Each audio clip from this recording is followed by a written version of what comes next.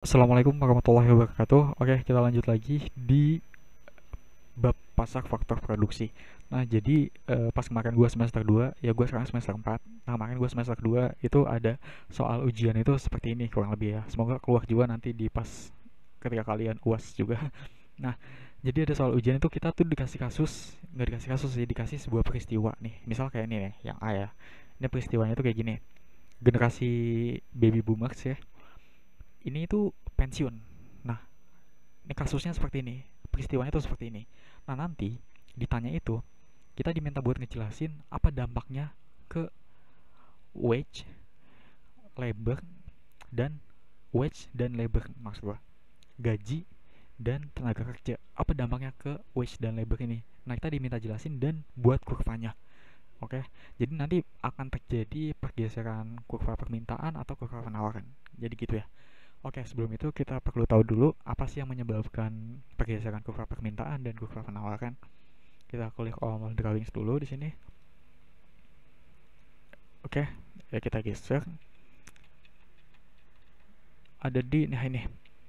Ini ada beberapa hal yang bisa menyebabkan pergeseran kurva permintaan. Oke. Nah, di sini yang pertama itu karena perubahan harga output ya. Ketika ada perubahan harga atau P. Nah, di sini akan menyebabkan pergeseran kurva permintaan. Nah, terus yang selanjutnya karena ada perubahan teknologi yang dimana mempengaruhi MPL. Terus selanjutnya ada penawaran faktor produksi lainnya yang mempengaruhi MPL juga. Intinya di sini kalau mempengaruhi MPL antara teknologi dan faktor produksi ini bisa menggeser kurva demand. Nah, contohnya di sini juga ada ya, jika perusahaan memperoleh tambahan peralatan atau kapital, nah maka tenaga kerja akan menjadi lebih produktif. Oke, sehingga MPL dan VMPL-nya naik kan, kurva permintaan tenaga kerja alhasil bergeser ke kanan. Jadi kasusnya itu kalau di sini tuh ini ya, perusahaan memperoleh tambahan peralatan kapital. Nanti pengaruhnya terhadap uh, apa sih namanya, W dan L itu seperti apa? Ini kalau misalnya kita gambar, dia tuh gesernya jadi kayak gini ya, gini, gini ya. Ini kan supply, ini demand, ini D1. Jadi dia geser ke kanan gini loh.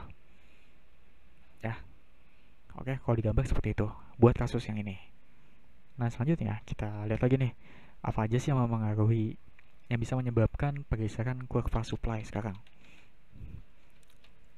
Nah, ini selanjutnya yang bisa mempengaruhi, yang bisa menggeser kurva supply. Nah, ini yaitu ada perubahan selera ya, pertama, atau sikap ya, terkait trade off kerja dan waktu luang lah intinya. Nah, satu atau dua generasi lalu perempuan itu masih, ini contohnya ya, satu atau dua generasi lalu itu perempuan itu masih bisa dianggap wajar untuk tinggal di rumah sebagai ibu rumah tangga. Nah, tapi saat ini ya kan, lebih banyak perempuan yang bekerja di luar rumah sehingga terjadi peningkatan penawaran tenaga kerja. Ya, jadi itu contohnya seperti itu, sehingga dia ini bisa menggeser kurva penawaran, kurva supply gitu loh, ketika ada kasus seperti ini gitu loh. Nah, terus selanjutnya itu yang bisa menggeser kurva supply itu adalah kesempatan untuk tenaga kerja di pasar tenaga kerja lainnya atau alternatif. Nah, contohnya misal di sini perubahan kesempatan alternatif dari pertanian ke manufaktur. Nah, selanjutnya ada lagi migrasi ya. Jadi ketiga itulah yang bisa menyebabkan pergeseran terhadap kurva penawaran ya. Oke, sekarang kita jawab soal yang tadi. Kita bahas satu-satu aja ya.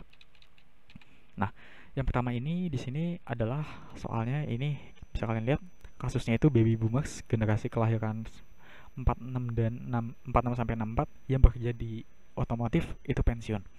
Ah, apa dampaknya terhadap wage dan labor? Nah, kita lihat ini tuh mempengaruhi kurva apa coba? Tebak dulu. Mempengaruhi kurva supply atau demand? Supply kan? Ya. Jadi mereka pada pensiun sehingga mempengaruhi kurva supply. Nah, berarti kita bisa gambar nih buat kurva supply-nya. Nah, kurang lebih seperti ini nanti jadinya. Nah, terus apa pengaruhnya terhadap wage ya nih dan L. Nah, kan awal mula nih yang itu yang warna biru ini loh. D1 sampai S1. Nah, ini ya, awal mula itu S1 sama D1. Nah, ketika ada ini tadi, ketika si generasi baby boomer ini pensiun, maka dari itu akan menggeser kurva supply ke kiri.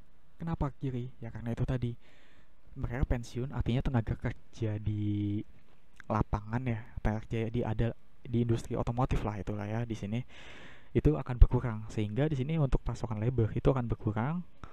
Nah, wage itu akan tinggi, akan meningkat. Maka dari itu dia itu bergesernya itu ke kiri sini menjadi S2. Paham ya sampai sini ya? Logikanya gitu kan, mereka ini pada kerja kan. Nah, terus tahu-tahu pensiun. Artinya apa? Di perusahaan industri itu tenaga kerjanya berkurang kan. Alhasil di sini labornya itu berkurang. Tapi wage-nya itu jadi tinggi. Kenapa? Ya karena misalnya kayak perusahaan itu udah menganggarkan kayak 10.000 gitu buat gaji. Nah, ternyata tuh tadinya ada 5, kan masing-masing dapat 2 kan untuk gajinya. Ternyata tadinya ada 5, nah 3 orang ini pensiun. Jadi ada 2 doang tenaga kerjanya di sana. Alhasil apa? Gaji mereka tuh jadi bisa jadi makin tinggi kan. Jadi 5-5 masing-masing dapatnya. Jadi seperti itu ya kurang lebih. Oke, sekian dulu, nanti kita bahas yang selanjutnya. Sekian, wassalamualaikum warahmatullahi wabarakatuh.